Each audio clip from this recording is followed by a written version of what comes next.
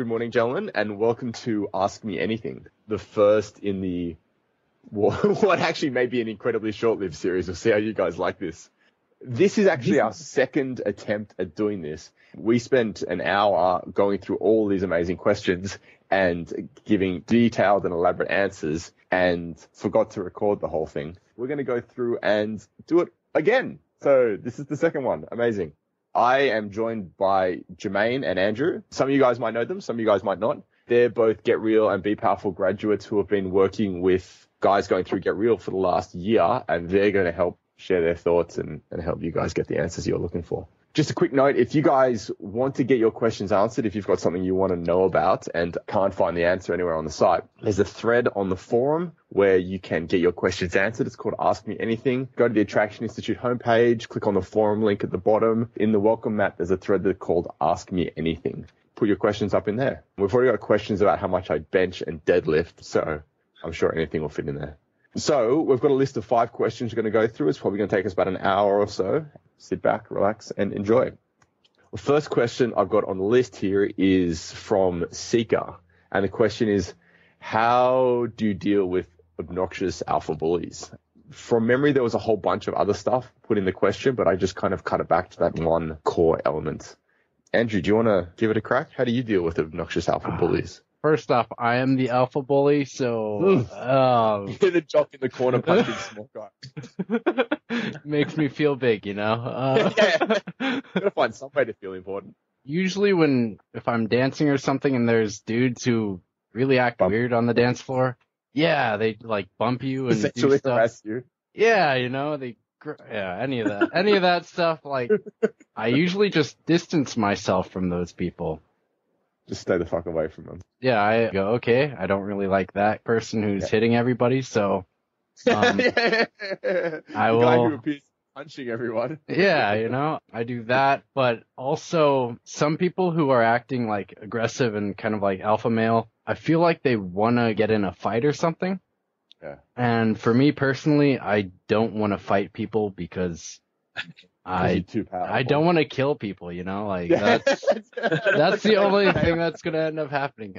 No, but like, yeah, I would rather avoid a fight because it's not going to be good usually, especially like in clubs where I've been, some people have had guns and I don't want to mess around with that. Above all, yeah, I don't want to fight. And even if they do want to fight, say out loud, I don't want to fight, just so other people know. So if you do have to fight, that escalated pretty quickly. If there's another aggressive guy who's just like trying to tool you and shit, for me, since they probably expect me to be aggressive or fight back, I usually just go with a different route and I'm just really, really, really nice to them. And since they don't really expect that, they don't know how to really deal with it. All your years of being a nice guy has you just let it all out, you know? Yeah. All those years of repressed niceness. Hey, that was funny. You're a funny guy. I really like that. Say it again. Say something else funny. Anyway, what about you, Jermaine? You deal with alpha bullies? Yeah, I have 2 experiences that come to mind. One, I was trying to follow a group of friends who went up to a private party. Yeah. I don't think they knew it was a private party, but they surpassed the obnoxious kind of alpha guy who was trying to make sure that only his buddies went into the party. Yeah. And so everyone else got into the party, and actually I got held back by 2 girls who were coming out of the party, talking to them, so I got separated from my party. And when I was going to go back up to go meet with my buddies, the alpha guy had already reestablished his position. Yeah. And so the scene was set for a disaster. And he basically tried to put his whole body weight on my body weight to keep me from going in. And were you lying down? Was he lying on top of you? Yeah, it was actually more of a doggy position. And at first I thought, well, this is highly unusual, but I said, fuck it, let's see how this ends. Yeah. So he's like trying to push me out of that space. He's really drunk, and usually in my experience with obnoxious alpha bullies, there's a lot of alcohol involved. And he was really drunk, and so I just kind of just stood there, tried to hold my ground. I didn't really say much. I just tried to remain cool.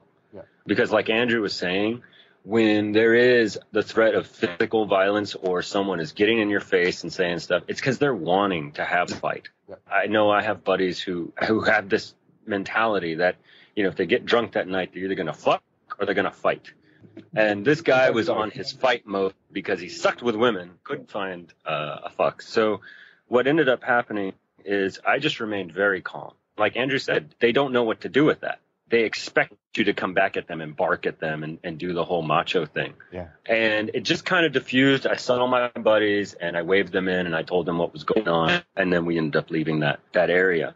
But there's the guys that would, like Andrew said, just tool you and try to make you look all funky and funny amongst other people. I have in the past just remained very focused on the experience that I wanted at that moment. And again, just like Andrew was saying, I would do the opposite. I would, in fact, oh, yeah, okay, yeah. And I kind of agree with them, you know, kind of meet them at a place where they're at. And it's something that it worked for me a few times, but I haven't run into this a lot, actually. It's weird, but I think there might be a misperception of just how many opportunities that you might face when you're out there. But it doesn't really happen as much as you might imagine it. So yeah. Well, that's it. Like, that's what I was going to say as well. Like, I just don't run into these kinds of guys. I don't know, maybe it's because of the places I'm hanging out, or maybe it's because of the fact that, you know, if someone's being a douchebag, I'll usually just walk away from them. Like, if I go to a bar and my sole intention is just to have fun and have a great time, and I run into one of these douchebags, then it's not a matter of having to deal with him, because I have absolutely no desire to deal with him because he's not fun. So I'll just go and find people who are fun. Right. Yeah. But I mean, so there is one thing which hasn't kind of been discussed, and it's kind of hard to do from like a moral point of view, but it's very, very effective. If you get stuck in a situation where you do actually have to deal with this kind of guy, and I'm talking about more like a workplace or some kind of like group project where you're with one dude who just like tries to dominate everything or put everyone down. There is one way you can deal with him, which is absolute magic. If a guy is being like that obnoxious alpha jerk, and it's not like violent, like he's trying to start a fight with you, he's just trying to put everyone down and show everyone how good he is. He's doing that for a reason. There's like I could talk about the script in Endgame. Like, he's got a dysfunctional script. Usually with these kinds of guys is they feel powerless and they want to feel powerful and in control. And the way they try and bridge that gap is by putting people down and trying to make them look bad. Because if he can put other people down, then that will make him feel better about himself. What you can do in these situations is, instead of trying to react to it, or, you know, when he tries to put you down, try and, you know, put him down back and then try and play that stupid game, which no one is going to win. You can actually just make him feel good about himself. I used to work when I was back in a long time ago, back in a former life. I was a painter, and I used to work on construction sites. And there was a lot of guys there whose script was, I feel powerless, I want to feel powerful, I'm going to feel powerful by putting people down. And there was this one guy he was like 22, he was an alcoholic, he always tried to put people down to feel good about himself. And for the first couple of years I was working with him, I just tried to avoid him as much as I could. But then I sort of got on this personal development path and tried, you know, dealing with my own shit and stuff like that. And I decided that, you know, I realized that he was just actually incredibly insecure and wanted to feel good about himself.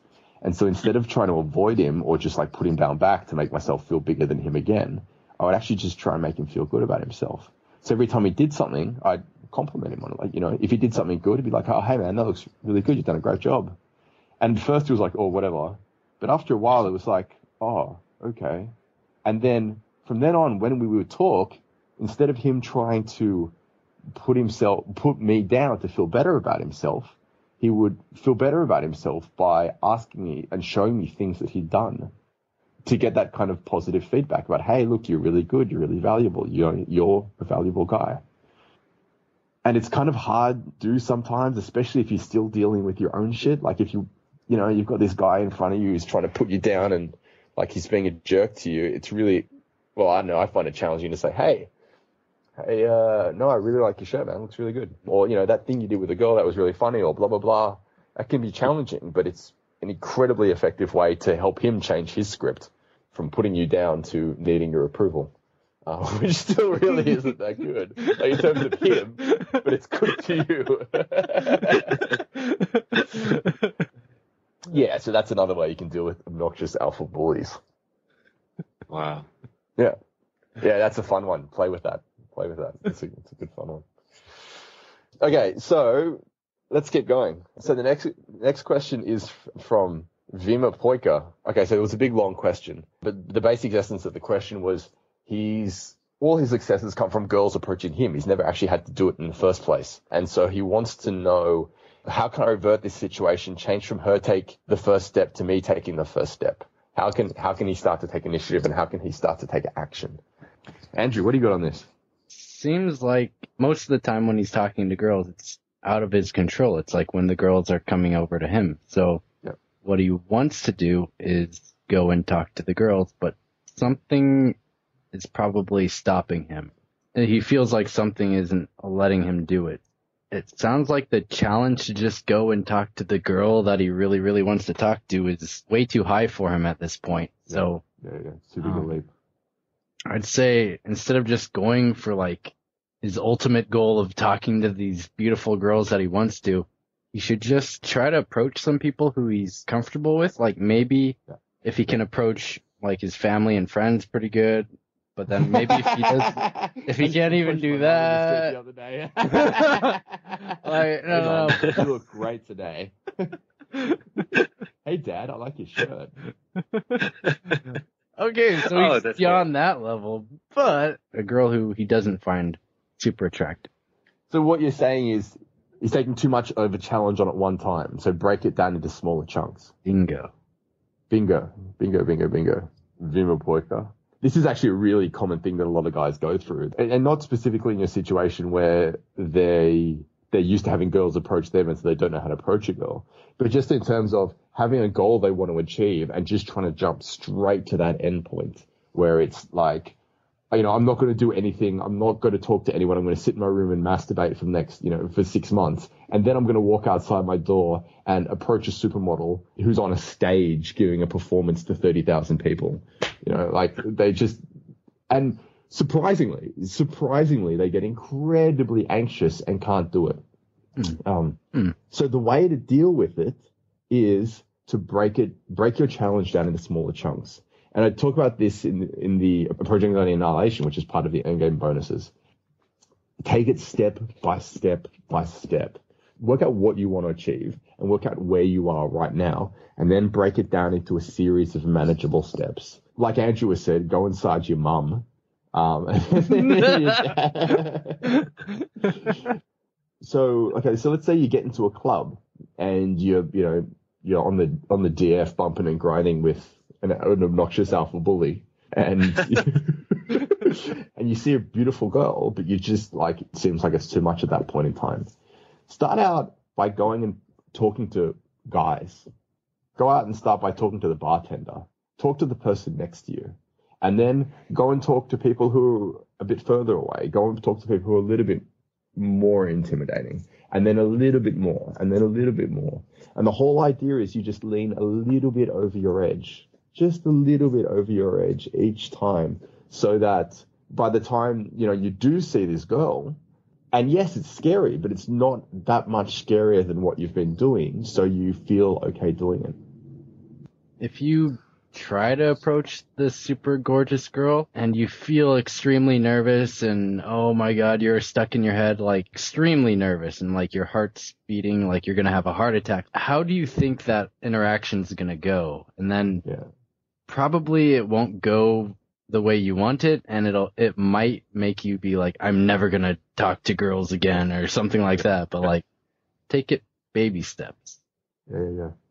And this also comes back, if you want to make this even easier, don't make this just a I'm going to pick up chicks thing. Make it a lifestyle thing. So if you don't ever do anything scary in your entire life, you got your 9-to-5 job, you wake up, or you're studying at uni, you wake up, you go to uni, you study, you come home, you sit in your room and you play Xbox, and then the most challenging thing you did was make toast for yourself. Then when you go out to a club and see this beautiful girl, then that is going to seem like a huge step. But if every part of your day you're doing scary and challenging things and pushing yourself, then when you get to that club and you see that girl, yeah, it's going to be challenging, but you're used to stepping towards challenges. Instead of running away from fear, you're used to stepping towards it. And so approaching a girl is not that difficult. Right. You got anything to add, Jermaine? Yeah, that's what I was thinking about, was maintaining a focus on and developing a lifestyle where you're always challenging yourself. Yeah. You're always pushing yourself just beyond your edge, so that when that moment does come up, it's just another part of your life. It's just another aspect of what you've already been doing. Yeah. And so just remaining very focused on what it's like, and talking about the steps. One of the great first steps that I know was useful for myself at one point, and is still useful, is just doing something that pushes me just beyond my edge and really getting comfortable with that feeling and that sensation of fear, that sensation of nervousness, and becoming very comfortable with that, while also maintaining a focus on where I want to go. Like how many reps, for instance, that I want to do at the gym if I'm bench pressing or something like that. Yeah.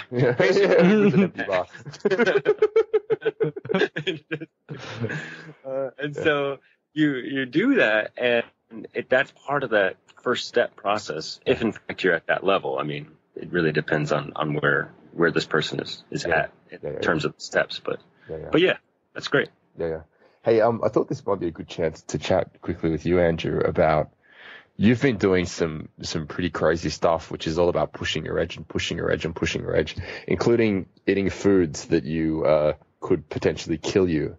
You want to quickly chat about sort of what you've been doing lately, and quickly where it started and what you've been doing and what you've been seeing and how that's changed your kind of relationship to fear?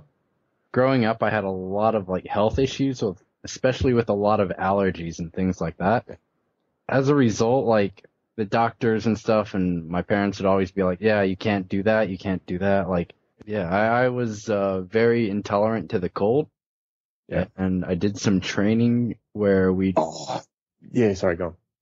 Well, what's up? I was just going to say, talk about it, because I know there are guys who are on the forums who are talking about the Wim Hof challenge. Yeah. Andrew spent 2 weeks training with Wim Hof in the Polish winter? In the mountains of Poland in the winter, yeah. Yeah. Yes. Yeah, my feet and fingers would always be super cold. I always thought they were going to fall off. And my friend had mentioned, hey, there's this Wim Hof guy who can do all these awesome things in the cold, and he's run a marathon barefoot past the Arctic Circle in the middle of winter. And you guys if you're listening to this and don't believe it, check out YouTube Wim Hof, WIM_HOF, and you can watch videos of him doing this shit. Yeah. So I trained with him, and I went from not being able to go out in the cold, even fully dressed with a big fluffy winter coat and warm wool mittens and stuff like that. We started off training by running barefoot in the snow for just a couple of minutes. And just by taking baby steps, standing in the snow barefoot for a few minutes, and then gradually expanding that out to an hour or so. Yeah, you can overcome huge challenges as long as you give your body enough time and you feel just the mental strength to be I know I can stand outside for an hour, knowing that, not just saying that to yourself an affirmation, but trusting yourself. Because of that, I have been able to eat chocolate for the first time in my life. Yeah. And it's interesting, I haven't gotten any rashes, where usually my hands and arms will flare up with rashes from eating chocolate. Crazy. So how has it changed the way is fear something you still have to kind of run away from, or are you able to kind of step towards fear confidently? Fear in general of stuff? Yeah, fear in general. Just going through this process of constantly challenging yourself, how do you feel when you see a new challenge in your life? That's part of the challenge, is actually finding some challenges. Okay. Because I'm so no. Solved everything. I'm an alpha bully, man. Okay. For me, the things that are really scary aren't as much the anticipation of approaching women. Like, I've convinced myself through experience that it won't kill me. But like, okay, right in my hands right now, I've got a bag of peanut puffs, which are like these snack things, but I'm deathly allergic to peanuts. Yeah. Yeah, I don't want to eat one right now, but wait till after the call before you kill yourself. Yeah, we don't want to record that. Well, like, no, like, stuff that will actually kill me is what I'm really afraid of, and like, so little things like approaching girls and expressing yourself sexually and stuff like that, is the fear that associated with them, is that like even exist anymore? Sometimes, yeah. And how do you relate to it when it does? If I catch myself in the moment, I usually be like, take it easy, like go. What's gonna happen? No. Yeah. Because I know myself, if I notice fear come up around doing something, I know immediately for me that's the next thing that I need to do. Yeah. Just curious. Thanks for sharing that, man. I appreciate it. Yeah. I'll probably edit most of that out. Okay, so I'll read you the question, and then we'll all take a shot at interpreting exactly what it means, because I don't think English is Pablin's first language. When I try to talk with a woman about what kind of person she is, what kind of man I am, and that kind of things, I feel trapped. I feel a lot better with myself when I express my sexual desires in a very direct way, without talking about another thing and without talking about anything less that's some sexual interest. But is that good? I mean, can a woman feel attracted with this, or they don't want to be approached in that kind of way? I can have problems to create attraction with this kind of approach because my lack of interest in long conversations and conversations with no sexual desires or some direct intention. Is it okay just to express your sexual desires? I think that's sort of he's unsure if women can be attracted to that sort of mode of communication where you are very open about your sexual interests. Yeah. Have you ever had a situation where a woman was attracted to you? To me? Yeah, just attracted to you. Yeah. Oh, okay. Yes. Once or twice. I'm just asking because I haven't. It's good to hear from someone who has. I've heard about it. Yeah, I read about attraction once on an RSD forum. Some guy negged a bitch and she was really attracted to him. That was it. Yeah. Because he was an alpha male and punched everyone. I think I ran into that guy at this bar. Yeah. Yeah, go on, shoot. You talk. I'll stop talking for a while. All right. Yeah. I mean, I think, to get to his question, there is an assumption there that women just naturally will not be interested in any kind of sexual, like if you're a guy and you're expressing yourself sexually, that somehow that will instantly disqualify you. And in her mind, at least that's how it's framed here, that somehow women, he asks, can a good woman feel attracted with this? Yeah. In my experience, and I have experience running the gamut from being the most creepy guy, sexually harassing women. Yes, I am the guy who can be perceived as extremely creepy. Yeah, but also I have been perceived as sexual as well, but in the non-creepy way. Yeah. In either case, a lot of it has to do with how one feels about themselves and what it is that you're wanting. For me, without having to take this in like a really high direction, like higher level direction, it's more like if I am extremely focused on my interaction with a girl and I'm feeling attracted to her, there's almost a sense in which if I have that focus, if I remain focused on that, and I'm not focused on these kinds of questions that Paulin is asking, in other words, I'm not thinking in my mind, well, gee, I really wish I could speak sexually. Instead, just speak and feel that attraction. And there is a sense in which anything that you're saying is going to come off as having a sort of sexual vibe to it. So it doesn't necessarily have to be, hey, I want to fuck you hard or something like that. It can just be like, wow, you look really sexy tonight, and you feel it. I'm looking at her in the eyes. I can feel the attraction that I have for her, and I just share that with her. And that itself, I think, really moves you away from the creepy to something a little bit more sincere, which seems to be at the heart of this question as well. Is this good? Can a good woman feel attracted to this? Yeah, I completely agree with you as well.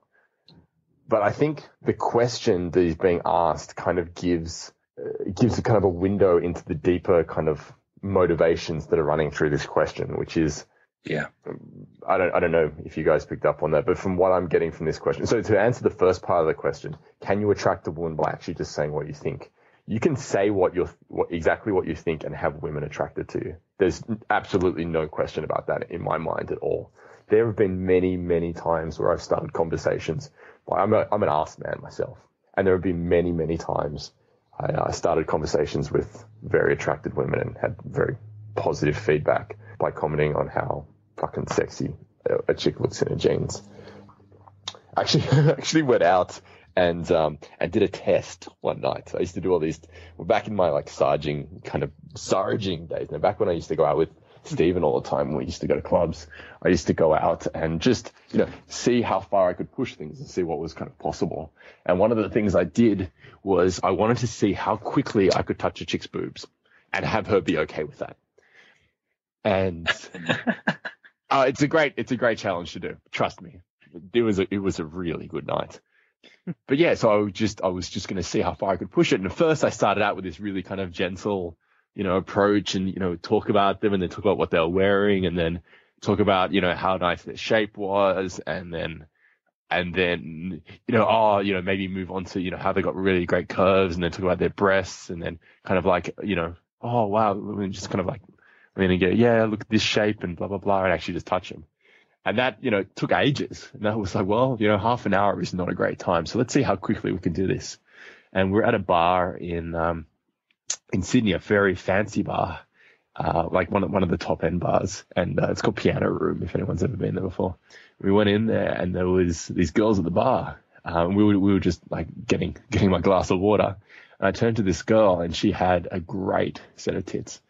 And I turned to her and I was like, I looked at her and I smiled and she smiled and I looked down at her breasts and I was like, wow, you have great tits. And she like giggled a little bit and I just kind of leaned over and I put my hands underneath them and kind of lifted them up a little bit. Like, you have an amazing shape and they feel fantastic. And that was it. That was like 6 seconds. And we had a wonderful night together. Yeah. So yes, you can definitely say what you're thinking and attract women. Now, the second part of the question is the one that I think is most interesting and most guys will get a lot out of, because the question is asking, can you create attraction by being direct? And this kind of goes back to the whole kind of like core philosophy of AI. It's not about what you're doing that is important. It's about the motivation behind it. Because if you are direct with a woman just because you think, oh, this is how I create attraction, and if I do this, then I can make her attracted to me, chances are better than leaning more towards the fact that you will fail, because what you're trying to do is use tricks to attract women. Being direct with a woman to try and make her attracted to you is in the same category as asking her a question to try and make her attracted to you, or trying to dress a different way so women like you. It's all about the motivation behind what you're doing. And if you're doing things just so people will like you, then it makes you needy and it makes you clingy. And so then when you go up and you speak to a woman, instead of being able to compliment her freely and just say, hey, look, I think you have beautiful eyes and I wanted to eat them. I wanted to lick them.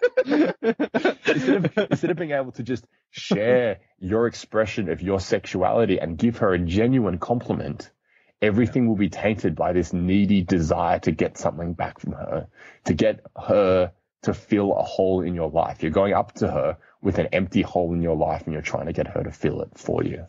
So yes, you can attract women by being direct, but being direct doesn't attract women. You attract women, the kind of man you are, the kind of person you are when you walk up to her, regardless of what you say. It's not what you do, it's who you are that is attractive to her. Absolutely. And if you have not done much work on getting your shit straight. Yeah. It's very difficult to have a mental space where you can give that, where you can give her that experience, or where you can know exactly what your motivation is. It's very difficult because you're so wrapped up in all your other shit about wanting to be liked and about wanting, not to be blown out. I hope she doesn't reject me. I hope she doesn't reject me. Absolutely. So again, it kind of goes back to everything we've been saying since the beginning here. If you've developed a lifestyle where you're constantly pushing yourself beyond your edge, or you're constantly being able to see the different ways that you can connect with people, even with obnoxious alpha bullies, then that just becomes another part of your life. And when you express your attraction, the motive is sincere because it's just another part of the adventure you're already on. Yeah. And you don't need her to respond in any particular way to make you feel good about yourself. You're coming to her from a place of fulfillment and happiness and confidence already, regardless of whether or not she likes you, rather than coming up to her and hoping that she'll give you the happiness and fulfillment and confidence that you're looking for. Yeah. We seem to have answered that one pretty comprehensively. We might keep moving. I don't want to hear what Andrew has to say. It's probably all going to be bullshit. Yeah, I completely disagree with everything. Yeah. Fuck Neg the girl. You can't show interest. She will blow you out because you'll be beta. Showing interest is beta. If you're direct, that'll get you 100%. You're going to get laid, 100% laid. It's the key. Yep. Because it boosts your alpha social status by 7.5%. Which is all you need to convert the social, I don't know, science. You need to make science happen. The pheromones. Because back in caves, you used to make science happen all the time by being direct. Okay, so next question. It's also from Publin. Hello, Publin. Okay, question. Can you talk a little bit about cheating? I mean, why women cheat? Why do women cheat? The answer is really, really, really simple. Women cheat because they're not getting everything that they want. If a woman is getting everything she wants from you, she will not need to look anywhere else to get it. If you are not giving her everything that she needs, then she will look elsewhere to get it. It's like if you came home every night to a dinner table covered with the most exotic, the most incredible food you have ever eaten in your entire life, you would have no need to go and eat anywhere else. But if you came home every day and all you ate was spinach soup, that was it, then eventually you would get to a point where you'd think like, oh, fuck, I'm going to go look somewhere else because, this is not what I want. There is something lacking here. So yes, the essence of it is women cheat because they're not getting everything they want, which then raises another sort of interesting point. If a woman cheats on you, it's because you're not giving her what she wants. Now, this is kind of a little hard to take on, but it's really, really necessary that you do. Because if a woman cheats on you because she's not getting everything that she wants, then at least you have a solution you can fix. You can look at, okay, well, what does she need that I'm not giving her, and how can I give that to her? Whereas if you say, oh, women cheat because they're bitches and women cheat because of some evolutionary psychology, cave-dwelling fact, then you're a complete victim in the situation. But if you look at this and think and trying to, acknowledge that what you contributed to the situation and how you contributed to the situation, then you can actually do something about the situation. And we answered this question on the last call, but I wanted to answer it again because it was the first question that started this podcast, and I actually told a bit of a story. And I'll tell it again. These guys have already heard it, but you guys listening haven't heard it. A couple of years ago, I was seeing a girl who was who was one of the most incredible girls I've ever met. Stunningly beautiful, strikingly beautiful. We used to go out to bars and guys would just buy her drinks all the time. I'd never spent a cent on her, which was hilarious. She would go to the bar and the dude standing next to her would buy her a drink and she would say thank you and she would come and sit back with me, which was hilarious because I was a bartender at the time and I had no money. And so, we used to go to these bars and we used to go to these beautiful bars and she would be the hottest girl in the room and guys would just buy her drinks because they were loaded and they were like, oh, you're beautiful, let me buy you a drink. And she would say thank you and just come and sit with me. the guy who had no money, which was hilarious. But we were together. The first 6 months we were together was incredible. This girl was just, yeah. And then things started to go downhill. And I know now that the reason they went downhill was because of the kind of the situation that my life was in. And I was living in circumstances which weren't amazing. And at that point in my life, I didn't have the strength or the self-awareness to be able to deal with those situations effectively. So I became quite unhappy and miserable. And because of that, my relationship with her suffered. And she went overseas with a whole big group of her friends. And at first, when I was chatting with her, everything was sounding great. And then sort of towards the end of our conversations while she was overseas, it's like things started to feel a little off and I couldn't quite work out what it was. And then she came home and told me that she'd kissed one of her friends, which was pretty fucking gut-wrenching because I was like in love with this girl. She just beautiful, incredible girl. And I asked her why. And she said because I didn't make her feel loved or special or appreciated, and this guy did. And fuck, it was a kick in the teeth. But like that's really hard to hear. But it was also like great because it gave me something to work with. Then I knew what was wrong and then I knew how to fix it. And so I took that on board and I started to deal with my own stuff. Well, actually, no, I started dealing with my stuff a little bit, but I didn't get it to a point where where I was the kind of man that she deserved. And I ended up breaking it off with her because I needed to deal with my own shit rather than try and drag her through my own shit. She cheated on me because I wasn't giving her what she needed and what she deserved. So yeah, that was a huge, huge lesson for me. Yeah, so that's why women cheat, I guess. You guys got anything you want to add to that? Jermaine? Andrew? No, I'm good. Yeah. Man, that's powerful stuff. Yeah. Yeah, I'm pretty powerful. It was powerful the first time we went. And yet it still kind of got me. The moment that she says, I didn't feel loved, like I feel that in my gut. I'm like, because I remember being with, having a relationship and her saying something very similar in the sense of like, yeah, when I hug you, I don't feel like I think she said something like she didn't feel like I was a man. Oh, when she hugged you.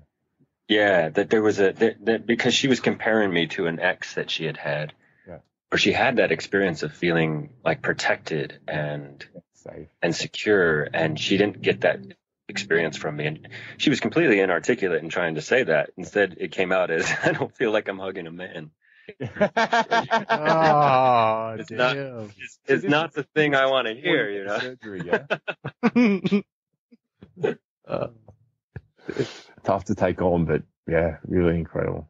Yeah, and if you take that mindset into sort of your relationships with women, then you'll be able to create fucking amazing relationships, because instead of just saying, women are evolutionarily programmed to blah, blah, blah, blah, blah, and, the dominant alpha male, blah, blah, blah, blah, blah, you can actually take responsibility for what you contribute to the relationship and actually make it an amazing relationship. All right, let's keep moving. Last question, Seeker. Okay, so the question is how to find true passion and purpose when you're in a low place in your life, how to know what you want. I know it is an emotion change of state, like being powerful, feeling love, connection, but I don't know what to do with my life, what to choose, and I end up doing nothing. Jermaine, you want to take a crack at this? Yeah. Wow. Yeah, I've been there. Still there. I am still there, as a matter of fact. After I'm done with this call, I will be crying myself to sleep. And sexually harassing the couch. That's right. I'm going to go harass my couch and then cry myself to sleep. In my experience, some of the lowest moments of my life, most of my life, I'd suffered, I guess, was depression. I didn't know it was depression, and I certainly didn't consider myself depressed. I just thought I was just this melancholy guy who liked to be introspective and think a lot and be all like, all deep and whatever. writing poetry and whatnot. And like a woman. Yeah, basically. And then I finally reached a point where I was very, very low. And it wasn't until after I'd gone through Get Real that I realized that those strong emotional reactions, the strong sense of loneliness, the strong sense of sadness, the strong senses of depression, are actually the best place to find your true passion and your purpose. Like when you are at your lowest, there's a reason why. It's basically you're not giving yourself the experience you want. You're not having the kind of experience you want in your life at that moment. And those strong emotional reactions, whether they be very low or even very high, serve as signposts. They tell you what matters to you. Because we're only going to have those sad, dark feelings to something that matters to us or something that fails to matter to us in a way that we would like it to. Yeah. Okay, so how do I want to feel? And being able to work out every time that sadness happens or every time that anger happens or every time that frustration happens at some event, asking yourself, okay, so what was it that I really wanted? How would I want that to have gone? Yeah. And that becomes that step to figuring out what you want. So his question is how to know what you want. Yeah. And that's one way to begin going in that direction. Yeah, spot on, man. That's exactly what I was going to say. Yeah, being at the bottom is an amazing place. Having those really strong negative emotions is an incredible place to be because it opens your eyes. Those negative emotions are the key to finding your desires. If you live your life in a place of just neutrality, like everything's okay, it's hard to tell what you want because there's no pull towards anything specific. There's no big emotional response. But having these really strong negative emotions, they give you that window. And the really simple way to do it is work out how you feel. And don't just say bad. Bad is not descriptive at all. What is the emotion that you're experiencing? Is it loneliness? Is it powerlessness? Is it feeling disconnected from people? Is it feeling like you're left out? I mean, what is the word that describes the emotion you're going through? And the way to find your core desire is it's the opposite of whatever you're experiencing. So if you feel trapped by your life, then what's the opposite of feeling trapped? Feeling free. So that your core desire behind that negative emotion is the experience of freedom. We cover this through insight, but this is the basic process you go through. It's how, like looking at your negative emotions and asking yourself, well, what is the opposite of that? And that is how you find your core desires behind there. Yeah, and Andrew, you got anything you want to add? Yeah, like for me personally, like I've been traveling a lot for the past year or so. One thing that has been coming up is like I have these connections with people, but then they're only lasting like a month or maybe even less. So then it's like I feel extremely lonely. And then when that comes up, it's a big thing for you, isn't it? It's huge, man. Like I spent first 20 years of my life or so like just not able, I didn't know how to connect with people. Yeah. And like so I still have trouble with that. And usually I've come to more awareness of myself when I'm really needing connection. I'll actually buy a whole bunch of shit to like try to build that. No, for real. No, like when I first came to college and that was the first time I ever had the internet, and like I learned about eBay. And as a lonely, what? That was the first time you ever had the internet? Yes, we didn't have it growing up. So, but are you Amish? Were you living in a barn? Yeah, we were living in a barn. No. Like do you know what a rotary phone is? Yeah, the dot with the dial numbers. Yeah, we had that. Wow. My family did not really like technology, which is kind of interesting because that's what I'm studying for my university right now. But like, for rotary phones, dude. Sorry, go on, tell your story. The first year of university was my first experience with a computer that did more than like Minesweeper and a Word document, and like the internet completely blew my mind. Like So I was really, really lonely, but I didn't know that about myself because I wasn't aware. So then I just buy shit online from eBay. And then later on, I'd be like, why do I have this thing? Why did that come to me? And I'm like, oh, yeah. But yeah, I like, if you're not aware of what your core desire is, you'll do other things to just fill that void, you know? So it can be, some people will eat, some people will buy stuff, some people will just have sex with people they don't even know or care about just to like feel something. But for me, knowing that, yeah, I want to feel connected, that's when I'll start reaching out to friends and family, some who are back home, some people who I have connected with here, but I know to take that action rather than my default behavior of like just buying things on eBay. Yeah. Like, oh, yeah. And I guess this all comes back to the script thing again, which Bingo. In the back of Endgame. How do you feel? How do you want to feel? How do you bridge the gap? I talk a lot about eBay in Endgame and how it's the most effective way to connect with people. It's in the addendum. Yeah, it's in the addendum. eBaying 101. Yeah. I was just one more thing I wanted to add. The whole thing about being miserable is actually, like I said before, is actually really important. And the way this kind of played out in my life was that when I was going through high school, I always felt different. Like I always felt left out. I always felt like I wasn't part of the group. Like I didn't get the conversations that people were having. I didn't understand. Like I understood the words they were talking about. I had no idea why they were talking about them or why this was important. So I always felt left out. And because of that, I felt incredibly, incredibly lonely. A lot of my childhood was spent feeling incredibly lonely.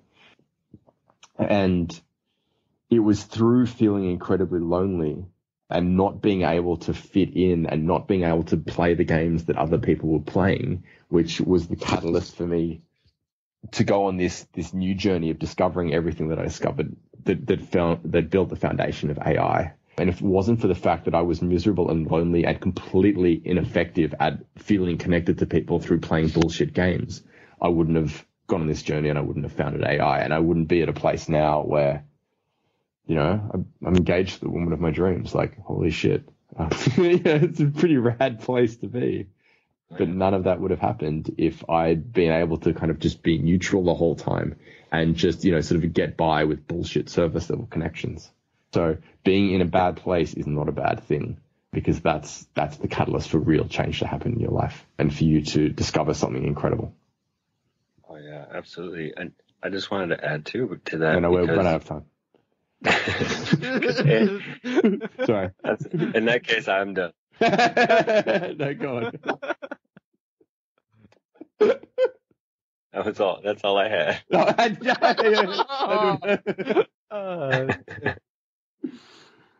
Andrew really hit on something. Like when, going on eBay and finding these more immediate and superficial ways of really distracting yourself from those feelings. I know that just in the brief amount of time now that I've been doing Get Real, a lot of the guys that coached will have this sense that it has to feel good, that there has to be a positive feeling to their life all the time in order to be, quote, in state, and that they want to have this state all the time. But by doing that, it's a big disservice, because the dissatisfactions that tend to be like the most vivid emotions. Positive emotions are great, but those dissatisfactions tend to feel a little bit more vivid. Yeah. And you know, they're negative emotions, and there's this gut reaction to want to avoid them or push them away or push them out. But those are really the moment that, you know, as we've been saying, that just become like so valuable in terms of the insight and self-awareness and figuring out what your passion and what your purpose is going to be. Yeah, totally. Yeah, it's so important. If you're not feeling terrible at least once a week, you're probably not challenging yourself enough. You're probably staying too far inside your comfort zone. You're not putting yourself out there. You're not sharing your ideas. You're not getting shot down.